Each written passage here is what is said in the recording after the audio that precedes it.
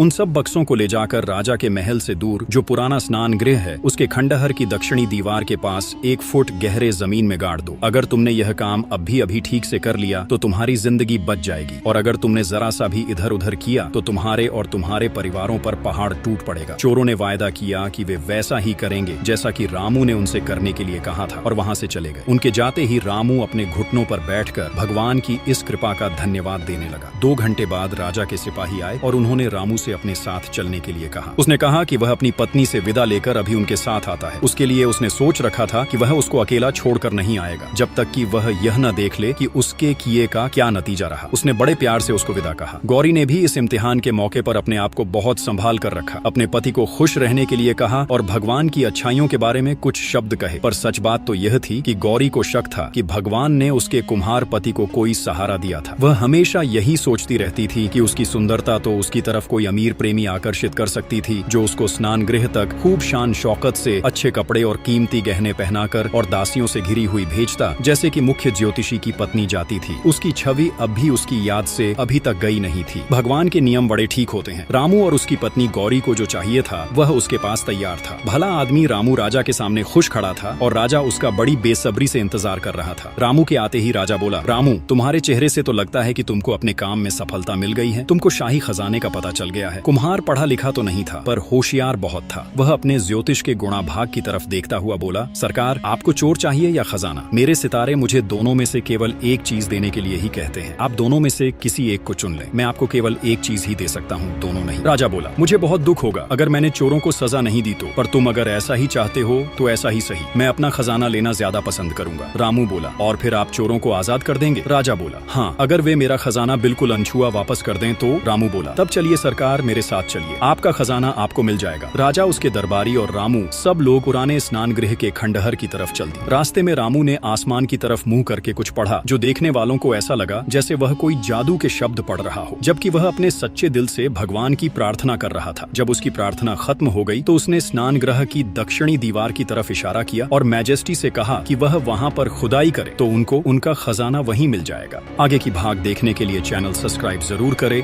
और वीडियो को लाइक करें।